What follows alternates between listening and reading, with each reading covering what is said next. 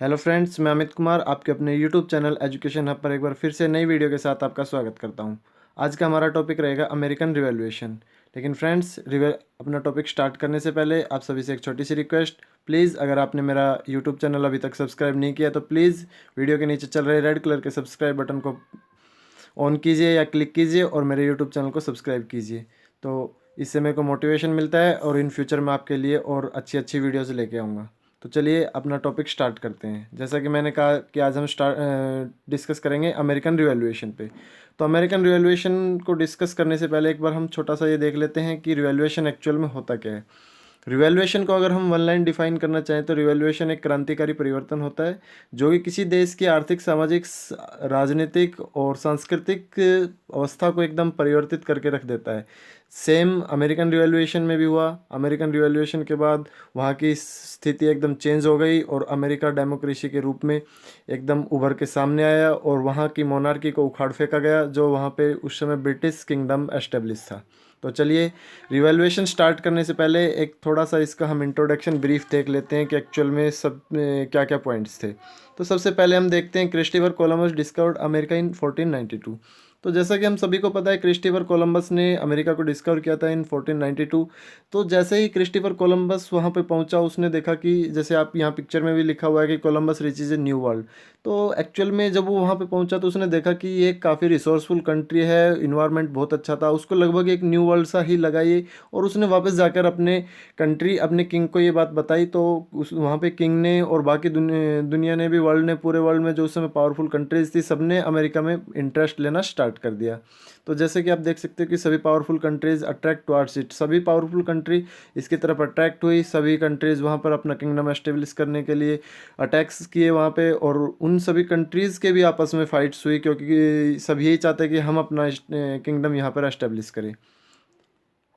तो सभी कंट्रीज़ वहाँ पर अटैक कर रही थी और वैसे भी उस समय पूरे वर्ल्ड में लगभग अशांति भरा माहौल फैला हुआ था। सभी एक दूसरे को के अगेंस्ट फाइट करने लग रहे थे। सभी ये सोच रहे थे कि हमारी आर्मी सबसे बेटर है, हमारे पास सबसे उन्नत किस्म के हथियार है और हम सबसे बेस्ट है, इसलिए सभी एक दूसरे पर अटैक करने लग रहे थे। और कुछ पीपल्स वहाँ से शांति की खोज में इधर उधर निकल गए, अपने देश को छोड़कर निकल गए और वो सब जाकर अमेरिका में जा बसे। और 18th सेंचुरी तक 13 कॉलोनीज वहाँ पर एस्टेब्लिश की जा चुकी थी। ये colonies mainly Britain, France, Germany, Spain और पुर्तगाल इत्यादि देशों की थी। तो सभी वहाँ पर जाकर बस गए और वहाँ पर शांतिपूर्वक रहने लगे। बिकॉज अमेरिकन्स पहले से ही बड़े आदर्शवादी थे, सत्तावादी के खिलाफ थे और वो बड़ा सुलझा हुआ जीवन जीते थे। सो कुछ लोग वहाँ पर शांति की खोज में वहाँ पे 13 कॉलोनीज एस्टेब्लिश की जा चुकी थी। चलिए देखते हैं कि अब सभी कंट्रीज़ इतना इंटरेस्ट अमेरिका में ले रही थी तो इसके पीछे एक बड़ा रीज़न था। बिकॉज़ उस समय सभी देश एक दूसरे से युद्ध करने में लगे हुए थे। ना कोई किसी संधि चाहता था, ना कोई शांति चाहता था। सब बस एक दूसरे पर आक्रमण करके ये चाहते थे कि हमारा किंगडम और ज़्यादा फैल जाए, हमारा किंगडम यहाँ भी एस्टेब्लिश हो जाए। तो इन सब का रिजल्ट है कि ये निकला कि सबके पास लगभग ख़जाना बिल्कुल खाली हो चुका था और इकोनॉमिक रूप से सभी कमज़ोर होते जा रहे थे। तो अब अमेरिका एक बहुत अच्छा रिसोर्स दिखा सबको कि यहाँ पर अपना अगर हम किंगडम एस्टेब्लिश करते हैं तो हम इकोनॉमिक रूप से बहुत मजबूत हो जाएंगे। तो सभी देश इसलिए उसमें बड़ा इंटरेस्ट ले रहे थे। जैसे कि हम देखते हैं कि नॉर्थ अमेरिका में फिशरीज़ का बिजनेस बहुत अच्छा चलता था और आज भी वहाँ पर मोस्ट लीडिंग एरिया है फिशरीज़ के बिजनेस में। और वर्ल्ड के एक्सपोर्ट करने में भी पूरे वर्ल्ड में लगभग नॉर्थ अमेरिका से सबसे ज़्यादा सी फूड्स जाते हैं। फिशरीज़ वगैरह का बिजनेस वहाँ पे काफ़ी अच्छा है। उस समय भी तो कमर्शियल पर्पज़ से अमेरिका बहुत अच्छा था, रिसोर्सफुल था, इसलिए भी सब वहाँ पर अटैक करने लगे थे। सेम सेंट्रल अमेरिका में शुगर और वाइन फैक्ट्री के लिए बहुत अच्छा माहौल था, वहाँ का इन्वायरमेंट बहुत अच्छा था। तो सभी वहाँ पे अटैक्स इसलिए करने लगे कि सभी वहाँ पर अपनी फैक्ट्रीज एस्टेब्लिश कर सके और जिससे वहाँ पे प्रोडक्शन ज़्यादा हो सके सभी कंट्रीज़ का। और सेम साउथ अमेरिका में, अगर जो जिसको हम लैटिन अमेरिका भी बोलते हैं, उसमें अगर देखा तो एग्रीकल्चर के पर्पज़ से वो बहुत बेस्ट कंट्री थी और वहाँ पर इन्वायरमेंट इतना अच्छा था, सूटेबल इन्वायरमेंट था एग्रीकल्चर के लिए। तो वहाँ पे भी लोगों ने अटैक्स करने स्टार्ट कर दिए थे और इस प्रकार अमेरिका रिसोर्सफुल कंट्री होने के कारण सबका केंद्र बिंदु बनता चला गया। अब चलिए हम देखते हैं सभी कंट्रीज आपस में जब वहाँ पे लड़ाई करने लगी तो ब्रिटिश जीत गए थे उन लड़ाइयों में, और ब्रिटेन ने अमेरिका पर रूल किया। तो अगर ब्रिटेन ने अमेरिका पर रूल किया तो एक बार हम छोटा सा इसको चार्ट के माध्यम से समझ लेते हैं कि ब्रिटिश का रूलिंग स्ट्रक्चर क्या था। तो जैसा इसमें देखते हैं, सबसे ऊपर था ब्रिटिश क्राउन, जो कि वहाँ पे क्वीन होती है, क्वीन के पास क्राउन होता है। फिर नीचे गवर्नर आता है, उसके नीचे उसको कुछ पावर्स होती है।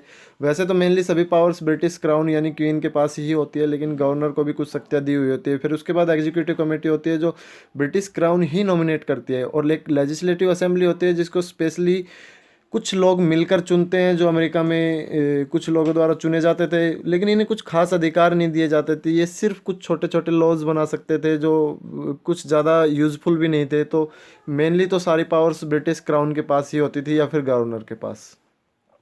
तो चलिए अब हम देखते हैं कि रिवैल्यूएशन के एक्चुअली रीज़न क्या थे। जैसा कि हम सभी जानते हैं कि रिवैल्यूएशन एकदम से नहीं होता है, इसके लिए बीज बहुत पहले से बोए जा चुके होते हैं। सेम अमेरिका में भी हुआ, कई वर्षों से वहाँ पर रिवैल्यूएशन की चिंगारी दबी हुई थी, और एकदम समय मिलते ही वो विकराल रूप धारण करके बाहर निकली और उसने रिवैल्यूएशन का रूप धारण किया। तो इसमें सबसे पहले हम देख सकते हैं फ्रेंच एंड इंडियन वॉर।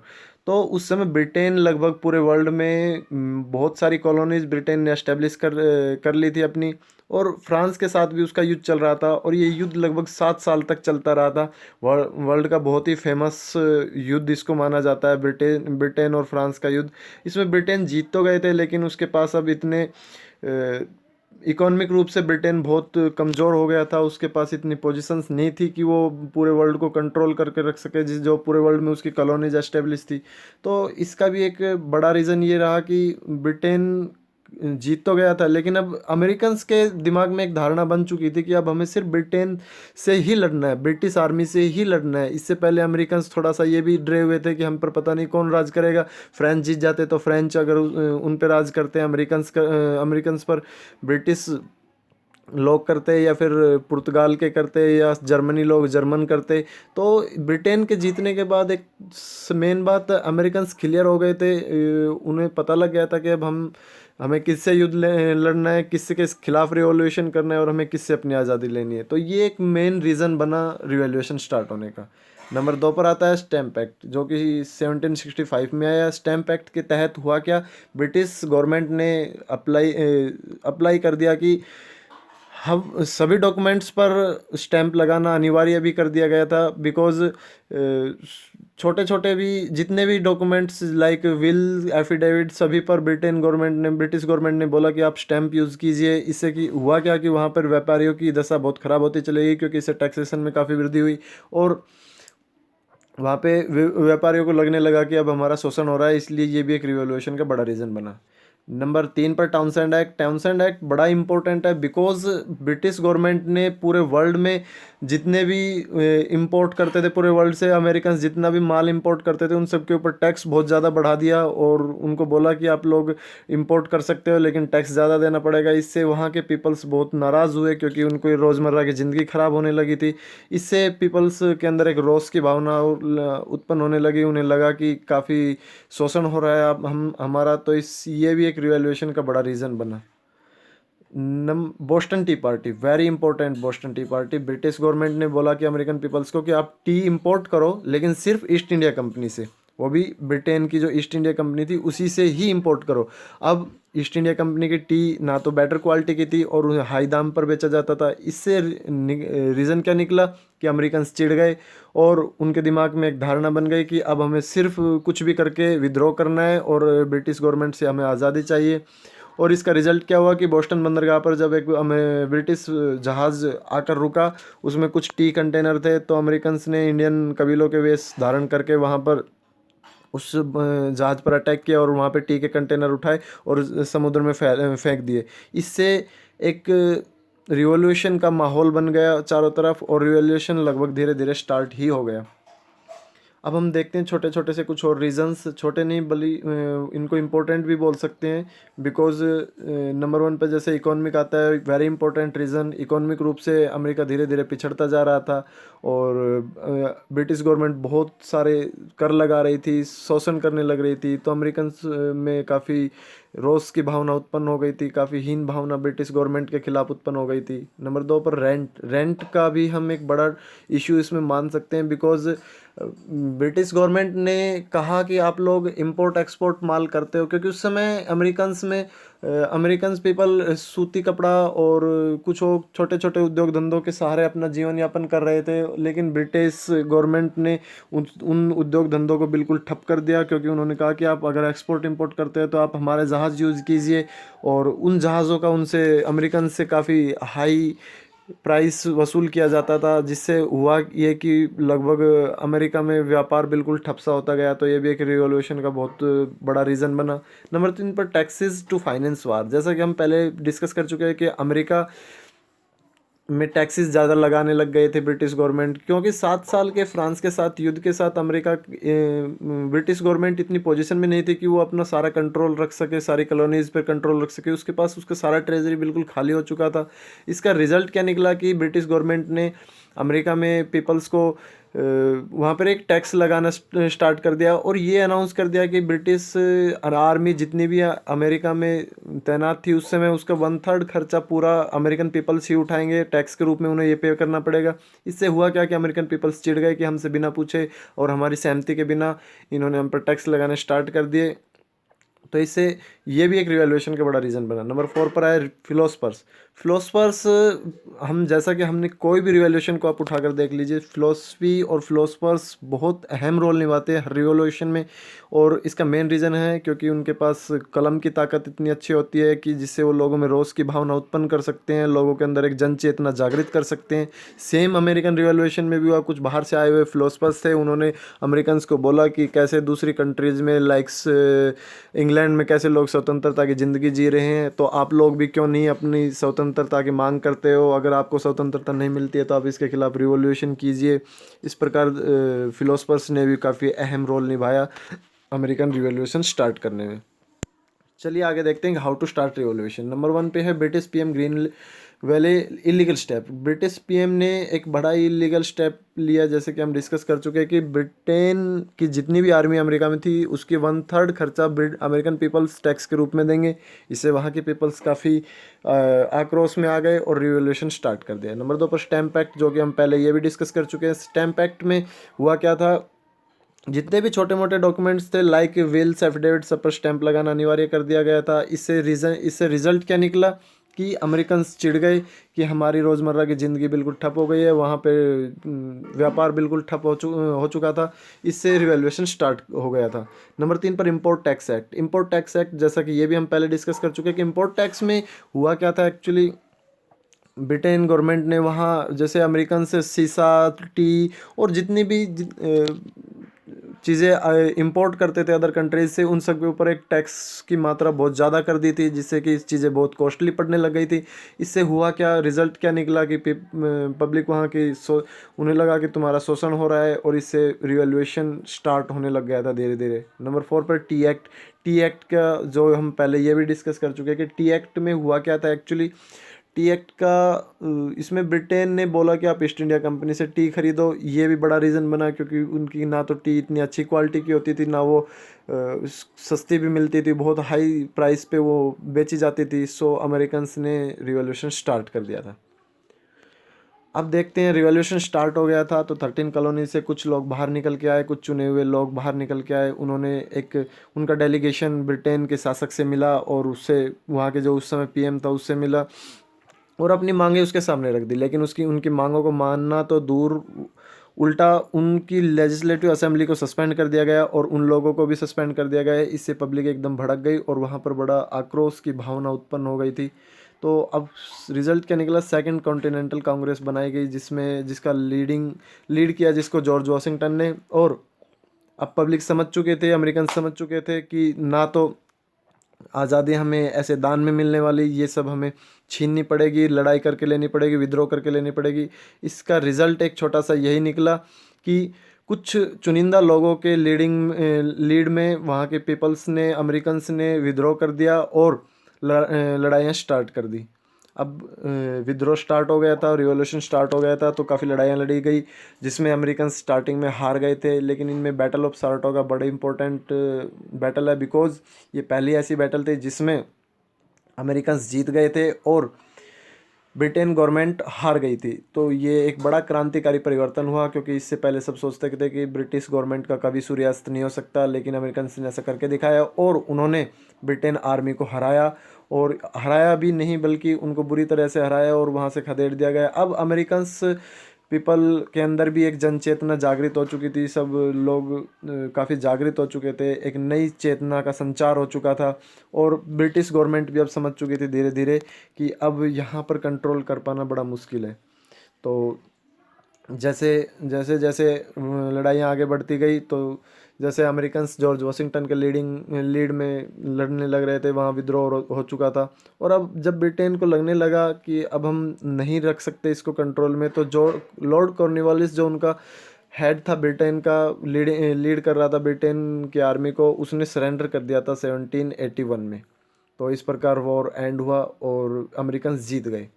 अब अमेरिकन जीत गए, लेकिन उन्हें अभी पूर्ण रूप से आज़ादी नहीं मिली थी, क्योंकि अब उनके पास एक छोटा सा नहीं, एक बड़ा इशू ये था कि अब हम पर राज कौन करेगा, किसके द्वारा किया जाएगा, कौन करेगा, कैसे करेगा। अगर वो फिर किसी के गुलाम हो जाते तो अब की बार उनको आज़ादी मिलना बड़ा ही मुश्किल था।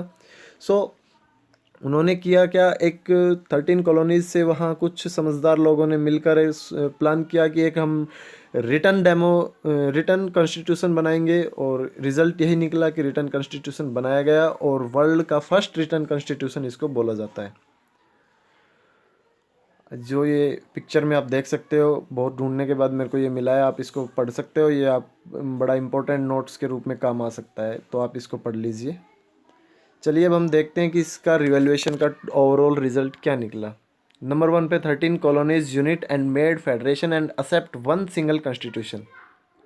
अब 13 कॉलोनीज थी, उन्होंने डिसाइड किया कि उस रिटर्न कॉन्स्टिट्यूशन को सभी मिलकर इसी को अप्लाई करेंगे और सब इसी कॉन्स्टिट्यूशन को मानेंगे।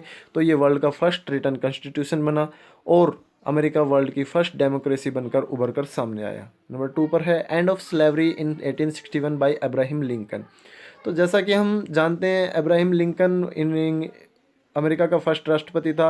वो क्या था, अमेरिका में भी एक्चुअली उस समय दास प्रथा पूरे वर्ल्ड में फैली हुई थी और अमेरिका में भी उस समय दास प्रथा बहुत बुरी तरह से फैली हुई थी। तो अब्राहम लिंकन के नेतृत्व में इस दास प्रथा को पूर्ण रूप से 1861 में ख़त्म कर दिया गया था। और ये इसका बड़ा ही पॉजिटिव रिजल्ट हम बोल सकते हैं कि इस रिवॉल्यूशन का निकला। नंबर 3 पर now after losing 13 colonies England start searching new countries. अब इंग्लैंड का कंट्रोल बिल्कुल ख़त्म हो चुका था इससे और अमेरिका पर। और इंग्लैंड को पता लग गया था कि अब हमें कुछ अगर अपनी पावर बनाए रखनी है तो कुछ नई कंट्री सर्च करनी पड़ेगी। तो ये सर्च अमेरिका की जाकर ऑस्ट्रेलिया और न्यूजीलैंड पर जाकर ख़त्म हुई। वहाँ पे अमेरिका ने अपनी कॉलोनीज इंग्लैंड ने अपनी कॉलोनीज एस्टेब्लिश की और वहाँ पर अपना साम्राज्य किंगडम एस्टेब्लिश किया। Number 4 American revolution motivate France people and soon French revolution start. तो अब से पहले ये समझा जाता था कि इंग्लैंड की आर्मी को कोई नहीं हरा सकता, लेकिन अमेरिकन्स ने ऐसा करके दिखाया, इंग्लैंड की आर्मी को हराया। और वहाँ पर एक क्रांतिकारी परिवर्तन ये हुआ कि अब सबको ये लगने लगा कि नहीं, कुछ भी असंभव नहीं है, अगर एक जन चेतना जागृत होती है तो कुछ भी पॉसिबल हो सकता है। तो यही फ्रेंच रिवॉल्यूशन के लिए मोटिवेशन बना। फ्रेंच रिवॉल्यूशन वेरी इंपॉर्टेंट और इंटरेस्टिंग टॉपिक है। अगर आप चाहते हो कि मैं इसके ऊपर भी आपके लिए एक नई वीडियो बना के लाऊं, सेपरेट वीडियो बना के लाऊं, तो आप मेरे को कमेंट बॉक्स में लिख के बता सकते हैं। मैं आपके लिए एक फ्रेंच रिवॉल्यूशन की पूरी कंप्लीट वीडियो बना के ले आऊँगा। और सेम अमेरिकन रिवॉल्यूशन की वजह से ही फ्रेंच रिवॉल्यूशन को मोटिवेशन मिला और फ्रेंच रिवॉल्यूशन स्टार्ट हुआ। Number 5 after revolution America become a super power. तो ये बड़ा इंपॉर्टेंट पॉइंट है, बिकॉज उस समय पूरा वर्ल्ड आपस में युद्ध करने में लगा हुआ था। सब एक दूसरे से अपने आप को श्रेष्ठ करने में लगे हुए थे। सब कह रहे थे कि हम ही श्रेष्ठ है, हमारी आर्मी सबसे ज़्यादा बेटर है, हमारा देश सबसे अच्छा है। सब एक दूसरे पर अपनी संस्कृति थोपने लग रहे थे। उस समय अमेरिका अपने डेवलपमेंट में लग गया और वर्ल्ड की टॉप लीडिंग कंट्री बनकर, सुपर पावर बनकर सामने आया। सेम अभी तक भी America top leading super power country है, बिकॉज काफ़ी रिसोर्सफुल कंट्री है, संसाधनों की कोई कमी नहीं है और काफ़ी अच्छा इन्वायरमेंट भी है। तो ये इसके रिज़ल्ट निकले थे जो हमने अभी इसको समराइज़ किया। तो चलिए देखते हैं। रिवॉल्यूशन कंप्लीट हो गया हमारा और ये था अमेरिकन रिवॉल्यूशन। आई होप आपको पसंद भी आया होगा और कुछ सीखने को भी मिला होगा। और आप एग्ज़ाम में अगर अमेरिकन रिवॉल्यूशन से कुछ क्वेश्चंस आते हैं तो आप 1-2 क्वेश्चन इससे एक्सेप्ट बिल्कुल कर सकते हो। और फ्रेंड्स, अगर अभी तक आपने मेरा यूट्यूब चैनल सब्सक्राइब नहीं किया तो please please I request to you, please subscribe my channel. और मैं अब आगे भी आपके लिए ऐसी ही अच्छी अच्छी वीडियोज़ लाता रहूँगा। और अगर आपके पास कोई अच्छा सजेशन है तो प्लीज़ कमेंट बॉक्स में सजेस्ट कीजिए मेरे को। मैं आपके सजेशंस को देखूँगा और अपनी वीडियो को इम्प्रूव करूँगा। Thank you for watching this video.